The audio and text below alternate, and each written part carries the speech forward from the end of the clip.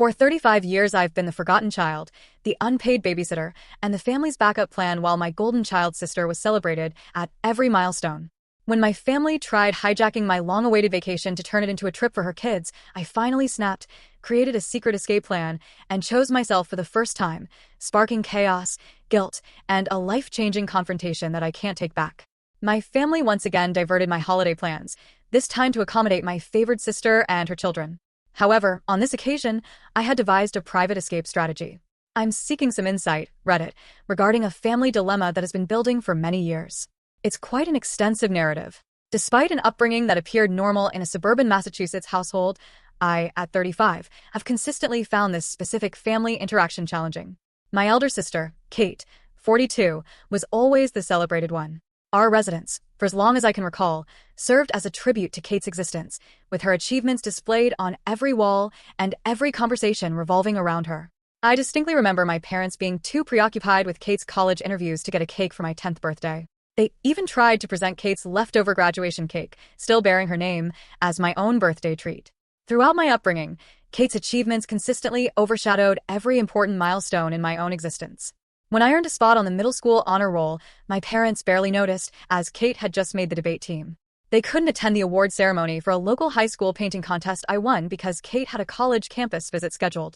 Realizing that sharing my successes would only lead to a fleeting, "That's lovely, dear," before conversations shifted back to Kate, I learned to quietly acknowledge my own victories within the solitude of my room. Even our belongings mirrored the family's priorities. Kate's room consistently contained the latest gadgets, fashionable attire, and all necessities for her numerous after-school pursuits. My space, however, was furnished with cast-offs. When I wanted to learn an instrument, I was given Kate's neglected violin, her worn clothing, and her used school supplies. Struggling with the oversized violin, I requested a proper fit. My mother's reply was, "We've already invested heavily in Kate's piano lessons this year." This pattern continued through my high school years. While Kate benefited from private tutoring for her SATs, I had to rely on borrowed library resources for my studies. For her college transportation, my parents secured a loan for a car. When I needed to get around, I was simply told to take the bus. Kate's requirements and preferences dominated every financial decision, family meeting, and holiday arrangement. University life proved incredibly challenging. With extensive parental support, Kate obtained her degree from a prestigious institution. When my turn came, they committed to only half the tuition for a state university, explaining, "We're still repaying Kate's student loans. You'll have to manage the remainder yourself." To cover my expenses, I held down 2 part-time jobs while studying, often falling asleep amidst my books. Meanwhile, Kate was launching her career in a role her parents' connections had helped her secure. 7 years ago, Kate's marriage occurred, which didn't alter things for the better, but rather intensified the existing dynamic. For an entire year, the family's sole focus remained her wedding. To facilitate her perfect celebration, featuring a designer dress, a luxurious venue, and over 300 guests, my parents secured yet another loan. Despite their worries about the repayments, I distinctly remember overhearing them one night in the kitchen, affirming that no expense was too great for Kate's momentous occasion. Naturally, I was her maid of honor, tasked with organizing bridal showers, arranging an elaborate bachelorette party, and handling any small issues that arose. When I voiced my stress about managing these duties alongside my full-time employment, my mother admonished, "Don't be self-centered, Elizabeth. This is your sister's special period." The arrival of twins followed. Even while still paying off the wedding debt, my parents were overjoyed by Kate's pregnancy announcement.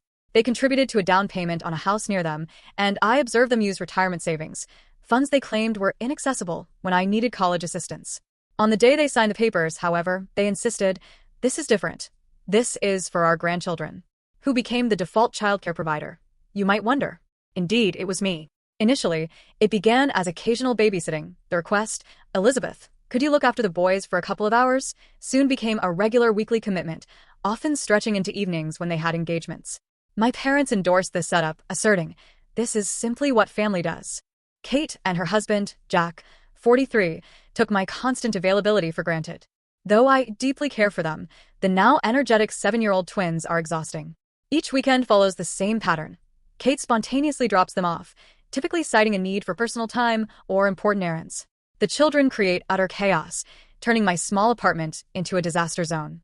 When I try to establish boundaries or request prior notice, Kate erupts into tears about feeling overwhelmed, and my parents fault me for not offering enough assistance. I dedicated significant extra hours to build my career in marketing and recently received a promotion offer, implying longer workdays and increased travel. My mother instantly questioned, "But what about the twins? Your sister depends on you." Kate chimed in, "You can't accept that position, Elizabeth, who will help me with the boys." When I mentioned this during a family meal, hoping for some acknowledgement, it became clear that my time, profession, and personal existence were utterly dismissed.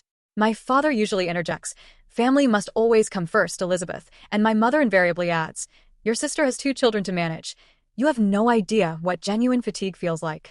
When I attempted to explain the sheer overwhelming nature of it all, Kate accused me of jealousy towards her life and her children, retorting, "You're just resentful because you're still unmarried." As if my relationship status were the sole measure of my worth. Following a particularly arduous weekend with the twins, who had managed to damage my laptop and permanently mark my sofa, I decided last month to finally treat myself to a beach holiday. Recognizing my desperate need for a break, I found a modest, charming resort in Florida, perfect for a peaceful escape. When I mentioned it during our usual family dinner, my mother's eyes lit up. "Oh, that's perfect. We should all go together. The twins would adore the beach." Before I could even object, Kate started making arrangements, declaring, "You can take the boys swimming while Jack and I enjoy some private time," as if my trip was inherently for their childcare. My parents even offered to upgrade my booking to a more luxurious resort where they would all stay, completely ignoring that this was meant to be my personal getaway. They began scheduling activities and excursions solely based on what the children would enjoy. That night, lying in bed, I made a life-altering decision. I booked a separate resort on a secluded small island. I kept this change in plans entirely confidential. Silently, I started preparing, requesting time off work, discreetly packing, and ensuring my emergency funds were accessible. While I know this approach is deceptive, I simply couldn't endure it any longer. At the airport, we will part ways. They will head to Florida, while I board my flight to an alternate destination. I've switched off location sharing and anticipate the inevitable backlash. Yes, I expect drama, and yes, I know they'll be displeased, but for the very first time, I am choosing myself.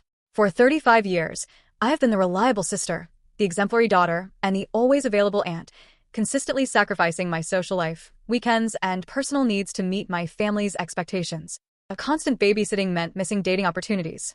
I have rejected career advancements that might conflict with family demands, putting my personal aspirations aside to be there for them whenever needed.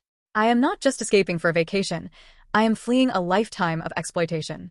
I intend for this to be a pivotal moment, to establish clear boundaries with my family, and perhaps even step away from them entirely.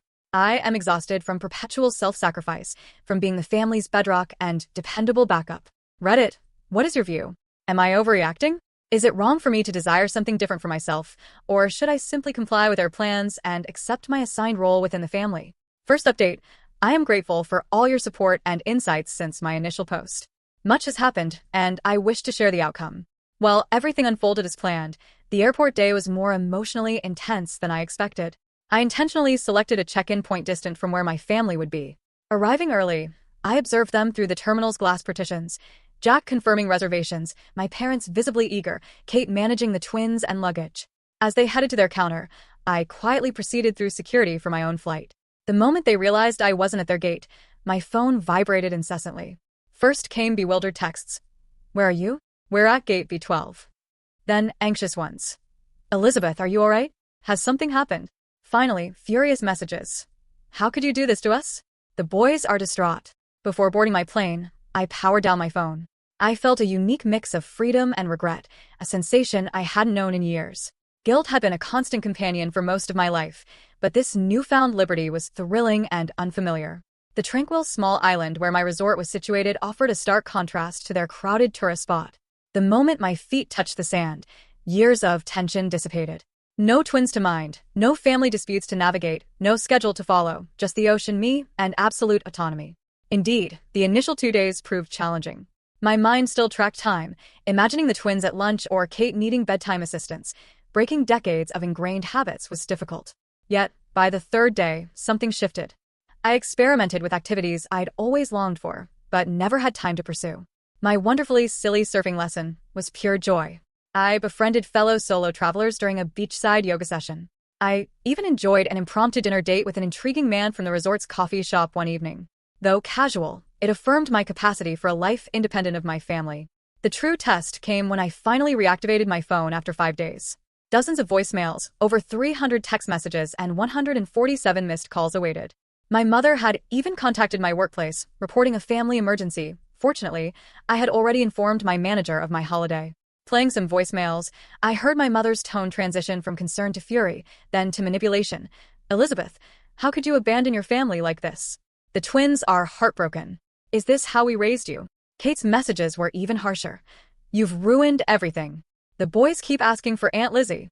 Jack had to cut meetings short because I can't manage them alone. However, one message resonated differently. It was from my father, and for once, he sounded genuinely uncertain.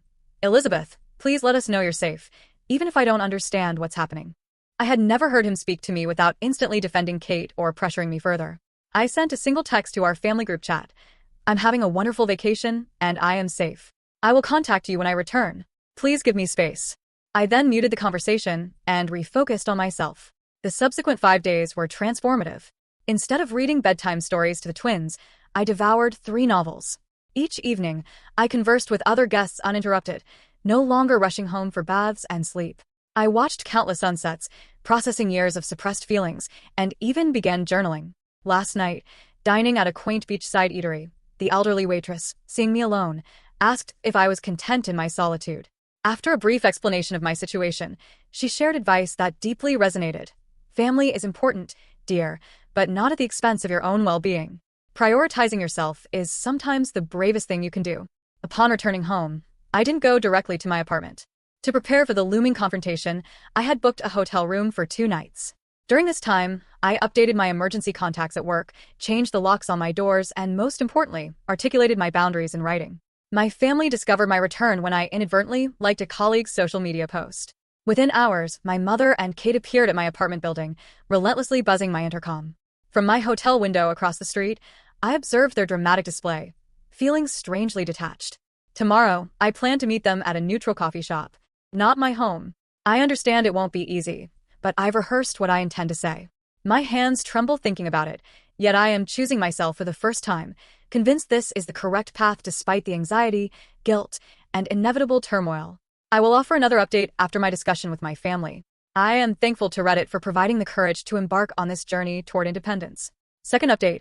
As planned, my family and I met at the coffee shop, and the atmosphere was even more charged than I had expected. Here's what transpired. The meeting started civilly enough. I arrived early, selecting a corner table offering views of both the entrance and emergency exit, a precaution from years of anticipating family conflicts. My hands trembled so much I struggled to hold my coffee. My parents, Kate, and surprisingly, Jack, all arrived together. I was relieved the twins weren't present. Before they could launch into their prepared speeches, I raised my hand and stated my rehearsed line. "I am setting boundaries, and these are non-negotiable." The next 2 hours became a masterclass in emotional manipulation. Kate tearfully recounted how my absence had traumatized the twins. My mother attempted to guilt-trip me with, "After everything we've done for you." Unexpectedly, Jack tried to broker a compromise, suggesting I see the children only every other weekend. My father, for the most part, remained silent and visibly uncomfortable. The turning point arrived with Kate's declaration, "You're being selfish. Family means sacrifice." Something inside me snapped. Calmly but firmly, I replied, "Yes, family means sacrifice, but it's supposed to be reciprocal. When was the last time any of you sacrificed anything for me?" The silence that followed was profound. For the first time, I laid everything bare. The years of feeling secondary to Kate, the unfair financial disparities, and the persistent disregard for the value of my life and time. I then presented my calendar from the past year, showing every weekend allocated to babysitting and every holiday shaped around their needs. My mother tried to interject, "But that's what aunts do." I retorted with something I had never dared utter before. "No, that's what paid childcare does, and Kate, if you require this much assistance, perhaps it's time to consider hiring someone." From that moment, the conversation shifted dramatically. My mother followed Kate as she stormed out. Remarkably, Jack stayed, admitting they had taken advantage of my willingness to help. After a lengthy silence, my father remarked, We never intended to make you feel this way." It wasn't an apology, but it was something. After they left, I proceeded with my plan. I moved to a different part of the city and secured a new apartment. Though smaller than my previous one, it's in a secure building with a doorman who understands my situation. Only my workplace and a select group of trusted friends now have my updated contact information. Rebuilding my life from the ground up proved the most challenging aspect, more so than the relocation or planning. Having dedicated years to my family, I lacked genuine hobbies and had few close acquaintances. I started modestly, enrolling in pottery classes, joining a local book club, and accepting dinner invitations from colleagues I'd previously always declined. My first weekend of genuine freedom felt surreal. I did things once unimaginable, staying up late, visiting a farmer's market, and spending hours browsing a bookstore. No urgent texts from Kate, no guilt-laden calls from my mother, no last-minute babysitting requests. My family's reaction to my move was harsh, yet anticipated. When my mother tried contacting me via the company switchboard, she learned my new job doesn't permit personal calls during business hours. On one occasion, Kate even came to my office, but security, having been forewarned, handled it. She later sent a tearful letter accusing me of destroying our family. The unexpected development came from Jack. He emailed an apology for his part in enabling the situation. While Kate initially resisted him taking the twins to weekend activities, she has now started to accept it, a small but significant change. My parents are struggling to adjust. My father occasionally sends awkward texts attempting conversation. My mother oscillates between furious outbursts and stony silence. Last week, she left a voicemail asserting, "When you're done with this rebellion, we'll welcome you back." She fails to grasp that this isn't a phase. This is my new reality. Without constant family interruptions, my work has markedly improved. I'm more productive and focused, a shift my supervisor noticed, assigning me to lead a major new project. For the first time in years, I'm casually dating, taking things slowly. Internally, the transformation has been profound. The persistent background anxiety I carried for years has vanished. I've begun exercising regularly, improved my diet, and am sleeping better, according to my therapist. Yes, I've finally started therapy.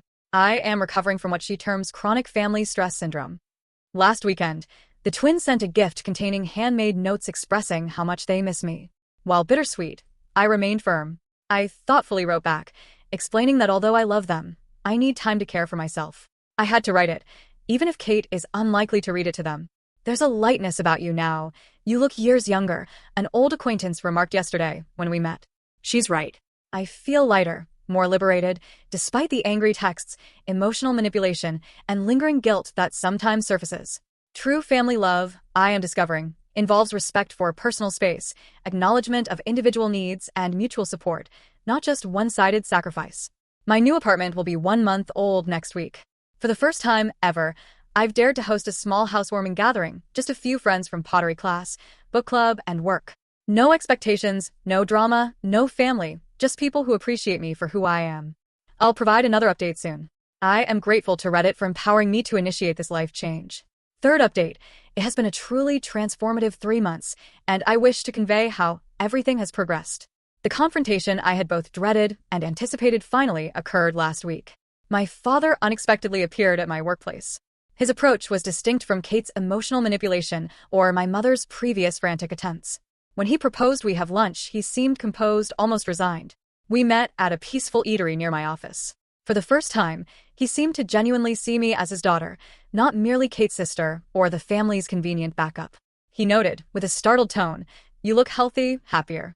The unspoken weight of his having overlooked my unhappiness for years hung between us. The family, he revealed, had a proposition. They were willing to make concessions if I agreed to resume my place. He continued, "You could have every other weekend off," adding they'd even pay for my time with the twins, as if monetizing the obligation would make it more appealing. Observing him across the table, I realized they still didn't comprehend. They viewed my independence not as a fundamental right, but as a bargaining chip. "Dad," I responded, "I'm not negotiating my freedom. I'm living it." The ensuing conversation was the most forthright I've ever had with him. I articulated how their constant focus on Kate had affected me both emotionally and practically. I recounted memories he'd forgotten or never noticed, disregarded dreams, overlooked accomplishments, neglected birthdays. His reaction was surprising. He sat in silence for a long while, refraining from his usual defense of their choices. Eventually, he said, "We thought we were doing what was best for the family. We never saw how much we were hurting you." Though not a full apology, it was the first time I'd felt acknowledged. The real turning point came when he inquired about my new life. For the first time, he listened attentively as I spoke of my pottery lessons, career advancement, and new acquaintances. Though imperfect, I even showed him pictures of a vase I'd crafted. His next words astonished me. "You seem to have built a good life for yourself, without us." Both recognition and sorrow were evident in his voice. We concluded lunch agreeing that nothing would ever be the same. He gave me my first heartfelt embrace in years as he departed, saying, "I hope someday we can be part of your life again, but on different terms." That interaction seemingly triggered a final wave of family discord. Learning of our lunch, my mother launched a fresh series of emotional assaults, telling relatives I needed an intervention for a breakdown. Kate, feeling betrayed by our father's apparent approval of my decisions, has been posting passive-aggressive comments online about selfish sisters and broken families. The crucial difference is none of it impacts me as it once did. My new life has given me a perspective I previously lacked. Their actions, to me, now appear as an attempt to maintain control over someone who has finally attained freedom. My new apartment truly feels like home. My pottery attempts and photos of my chosen family, friends who value my independence and respect boundaries, adorn the walls. At work, I've begun mentoring less experienced colleagues, breaking the cycle of toxic support that long ensnared me. My relationship with time has changed most profoundly. I can spend weekends exactly as I wish. I've started learning Spanish, joined a local hiking group, and am even dating someone who respects and values my limits. For the first time, I'm forging a life true to myself, not one dictated by my family. Last Sunday, the twins sent a homemade card, clearly supervised, filled with mournful statements about missing their Aunt Lizzie. Previously, this would have plunged me into a spiral of doubt and regret. Instead, I responded with a gentle yet firm letter, explaining that while my love for them remains, I may not be as involved in their daily lives, and sometimes adults need to prioritize their own well-being. I had to write it, even if Kate is unlikely to read it to them. According to my therapist, I am demonstrating post-traumatic growth, not just moving past the past, but constructing something more resilient and whole in its place. She has helped me realize I am not responsible for resolving my family's dysfunction. The most recent development occurred yesterday. Jack, Kate's husband, contacted me. He shared that my stance has led to changes in their home, not blaming me, but acknowledging the shift. They've finally hired part-time assistants for the twins, and he's become a more engaged parent. Jack believes it's better for everyone, though Kate is struggling to adjust. As I write this final update, I'm in my home office, preparing for a business trip next week, something utterly impossible in my previous life. A framed quote on the wall behind my desk resonates with my journey. Sometimes the bravest thing you can do is set yourself free. I want to extend my heartfelt thanks to everyone who supported me and followed my story. You empowered me to make my own decisions. If you're wondering if people in comparable situations are selfish for desiring their own lives, understand that you are not. Being free is not selfish. Caring for oneself is not unkind. Setting limits is not an act of betrayal. I have no certainty about how my relationship with my family will evolve. Perhaps one day we will find a different kind of connection, built on mutual respect rather than obligation. In the meantime, I am focusing on nurturing the life I've constructed, my friendships, interests, profession, and above all, my sense of self. This is not merely an ending, it is just the beginning, and for the first time in my life, I eagerly anticipate what comes next. Thank you for watching. If you haven't subscribed yet, please do so and hit the notification bell to stay updated with more compelling real-life stories unfolding around you.